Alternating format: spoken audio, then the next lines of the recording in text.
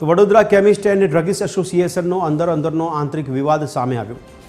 એઆઈઓસીડીએ 20 મેના રોજ જાહેર કરાયેલા બંધમાં જોડાવા મુદ્દે સંગઠનમાં બે ફાંટા પડ્યા।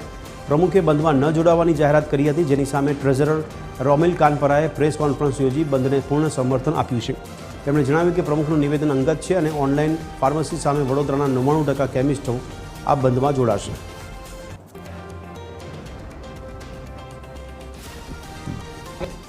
મનીષભાઈનો અંગત કોઈ રીતે કોઈ પ્રશ્ન હોઈ શકે જેના લીધે એમને કદાચ આ બંધમાં જોડાવાની ના પાડેલી છે, પણ આજની તારીખમાં અમારી પાસે 99% હોલસેલ વેપારીનું બંધ કરવાનું સમર્થન જાહેર છે, જ્યારે 70% રિટેલ કેમિસ્ટ સાથે અમે આજ સુધીમાં ટેલિફોનિક અથવા તો વોટ્સએપ માધ્યમથી અમે પહોંચેલા છીએ। અમે કોઈ કેમિસ્ટને પ્રેશર કે ફોર્સ નથી કરતા બંધ કરવા માટે, પણ એમને પોતાની સમજ અને યોગ્ય નિર્ણય લઈ અને આ બંધમાં જોડાવવું જોઈએ।